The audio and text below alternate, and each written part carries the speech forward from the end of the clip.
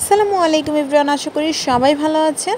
আজকে ফ্রাইডে, আর আজকে ফ্রাইডেতে কী করেছি সকাল থেকে দুপুর পর্যন্ত তাই কিন্তু আপনাদের সাথে শেয়ার করব। তো ভিডিওটা কিন্তু স্কিপ না করে সম্পূর্ণ ভিডিওটা দেখার অনুরোধ রইল। প্রথমে কিন্তু আমি আজকে আমের ভর্তা বানাবো। তো আমের ভর্তা বানানোর জন্য কিন্তু আমি আমগুলো সুন্দরভাবে কাঁচা আমগুলো কেটে নিয়েছি। এখন সামান্য একটু লবণ দিয়ে দিলাম, দিয়ে দিচ্ছি শুকনো মরিচের গুঁড়া। আমার স্বাদ মতো আমি শুকনো মরিচের গুঁড়াটা দিয়ে দিলাম।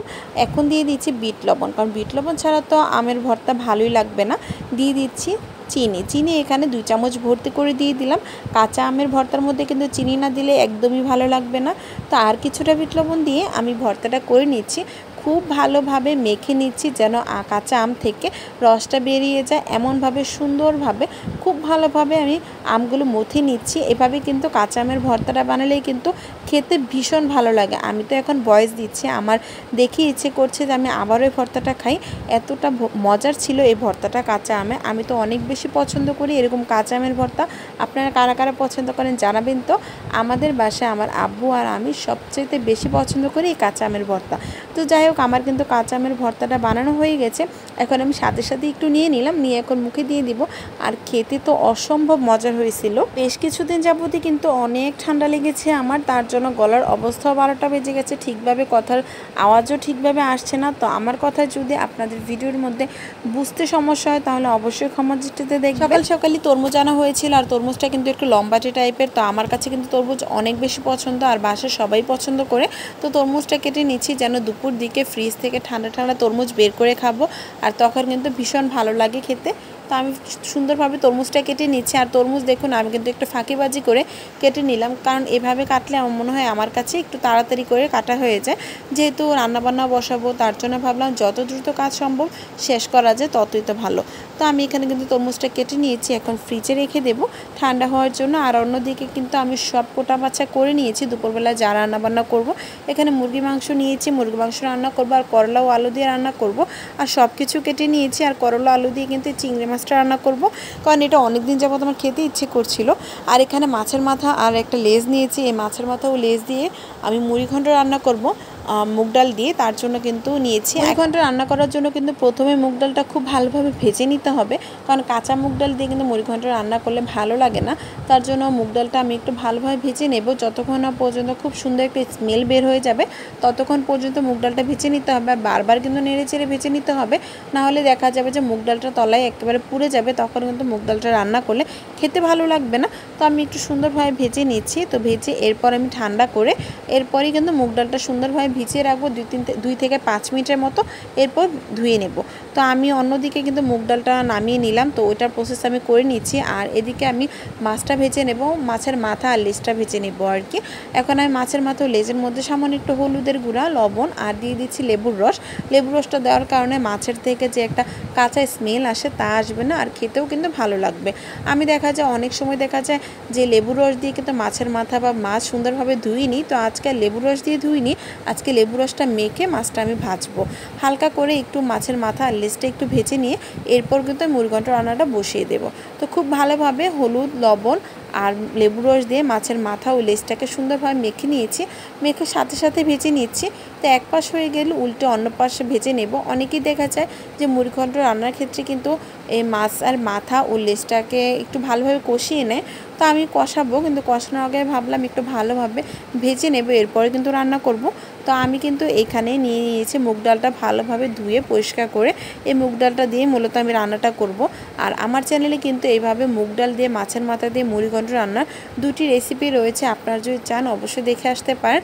আর ওই রেসিপিটা কিন্তু A to Z step by step সম্পূর্ণ রান্নার ভিডিওটা আমি দিয়ে দিয়েছি। তো এখনও কিন্তু আপনাদের সাথে সম্পূর্ণ রান্নার ভিডিওটা শেয়ার করব, তার জন্য কিন্তু আমি দেখানো শুরু করেছি। আমি এখানে মাছের মাথা ও লেজটাকে খুব ভালোভাবে ভেজে নিয়েছি। এখন সেই তেলের মধ্যে দিয়ে দিয়েছি পেঁয়াজ কুচি। পেঁয়াজ কুচিটা একটু নেড়ে চেড়ে ভেজে নেবে, একেবারে ভাজা ভাজা করার কোনো প্রয়োজন নেই।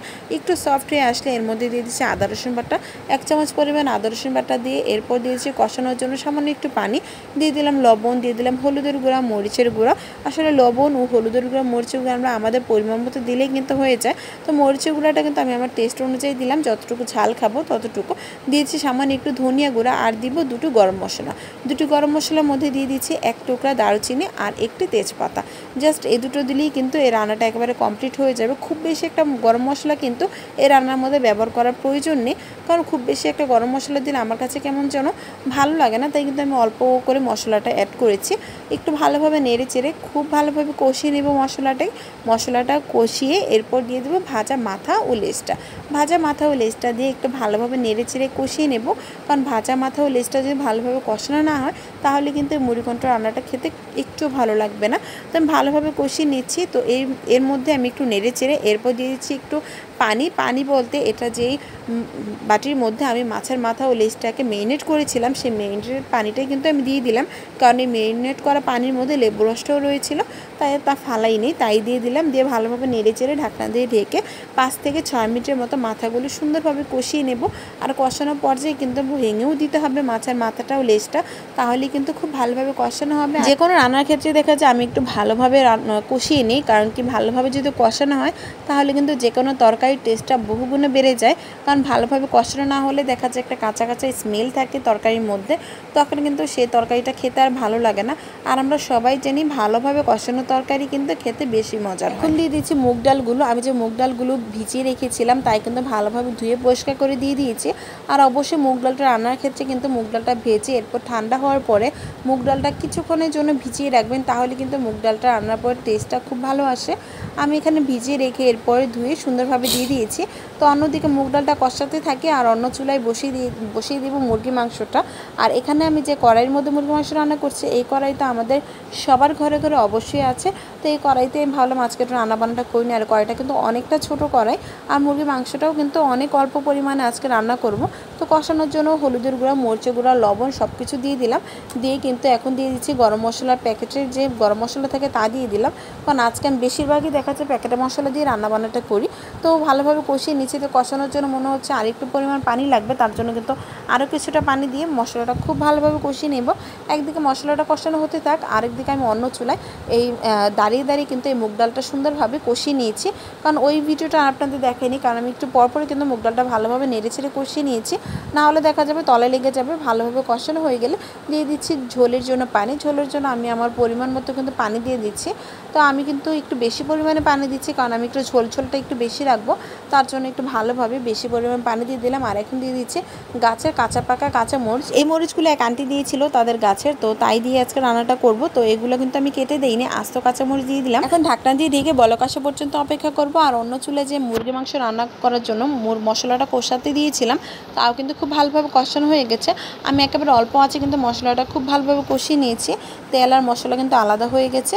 এখন দিয়েছি মুরগির মাংসগুলো। আমি মুরগির মাংসের সাথে আলুটাও দিয়ে দিয়েছি, কারণ আজকে সময় খুবই অল্প হাতে, কারণ এখন প্রায় 1টা বেজে গেছে, তার জন্য কিন্তু তাড়াহুড়ো করে রান্নাটা কমপ্লিট করবে, এর জন্য আলু মুরগি মাংস একসাথে দিয়েছি।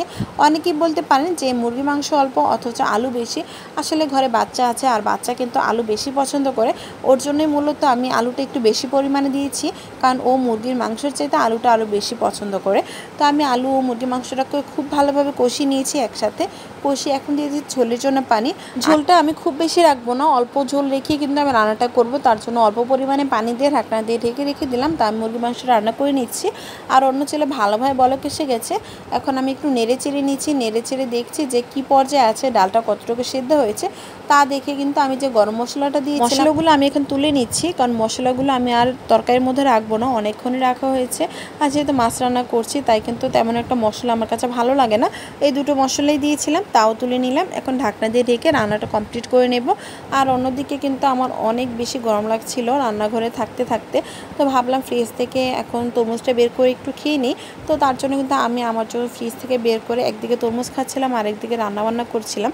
আর এদিকে আমার ছোট্ট বাবুটাকে আমি এর মধ্যে রান্নার ফাঁকে কিন্তু ঘুম পাড়িয়ে নিয়েছিলাম। আসলে আমাদের মেয়েদের জীবনটা এরকম যে রান্নার ফাঁকে ফাঁকে সব ধরনের কাজই কিন্তু করে নিতে হয়, আর আমরা কিন্তু সব কাজ করার জন্য কিন্তু প্রস্তুত থাকি সব সময়। তো রান্না করে এসে দেখলাম যে তরকারিটার কী অবস্থা, তো ঢাকনাটা উঠিয়ে নিলাম, দেখলাম ডালটা খুব ভালোভাবে সিদ্ধ হয়ে গেছে। তো এখন আমি কাঁচা আম দিয়ে দিচ্ছি। এখানে এই কাঁচা আমগুলো কিন্তু আমি আগে সুন্দরভাবে কুচি করে কেটে রেখেছিলাম, তো ওই আমটা দিয়ে দিলাম এই মুগ ডালের মধ্যে। আমি আজকে ফার্স্ট টাইম মুড়িঘণ্টের মধ্যে এই কাঁচা আম দিয়েছি। খেতে ইচ্ছে করছিল যে একটু টক টক ডাল, তো তার জন্য কিন্তু আমি দিয়েছি। আপনারা চলে দিতে পারেন, খেতে কিন্তু ভীষণ ভালো লেগেছিলো। তো এখন দিয়ে দিয়েছি ধনিয়া পাতা কুচিটা দিয়ে ভালোভাবে একটু নেড়ে চেড়ে আর 2 মিনিটের মতো রান্না করে নিলে কিন্তু আমার রান্নাটা কমপ্লিট হয়ে যাবে। আর আপনারা চাইলে কিন্তু এভাবে কাঁচা আম দিয়েও কিন্তু মুড়িঘণ্টটা খেতে পারেন। টেস্টটা কিন্তু একটু ভিন্ন আসে, তবে খেতে ভীষণ ভালো লাগে। আর এখন ঢাকনা দিয়ে ডেকে 2 মিনিটের মতো রান্না করে নিচ্ছি। আমার রান্নাটা কমপ্লিট হয়ে গেছে। আর আজকের এই রান্নাটা কিন্তু আমাদের বাসায় সবাই খুব পছন্দ করেছে, স্পেশালি আমার আব্বু অনেক বেশি পছন্দ করেছে আর আমার কাছেও ভীষণ ভালো লেগেছে। আপনারা চাইলে একবার অন্তত ট্রাই করে দেখতে পারেন, মন্দ হয় না। আর এখানে কিন্তু আমার অন্য চুলায় আমি যে মুরগি মাংসটা রান্না বসিয়েছিলাম তাও কিন্তু রান্না করা হয়ে গেছে। আমরা কম বেশি কিন্তু সবাই মুরগি মাংস খুব ভালোভাবে রান্না করতে পারি, তাই এর ভিডিওটা আর পরিপূর্ণ দেখালাম না। আর আমি আজকে রান্না করেছিলাম আলু দিয়ে করলা দিয়ে চিংড়ি মাছ, এটা আমার খুব বেশি পছন্দের একটা খাবার। তো এই রেসিপিটা যদি শেয়ার করতে যেতাম তাহলে দেখা যেত ভিডিওটা আরও বেশি বড় হয়ে যাবে, তার জন্য এই ভিডিওটা শেয়ার করলাম না। এই ভিডিওটা আমি আপনাদের সাথে পরে শেয়ার করে দেবো। আজকের জন্য এই পর্যন্ত, সবাই ভালো থাকবেন, আল্লাহ হাফিজ।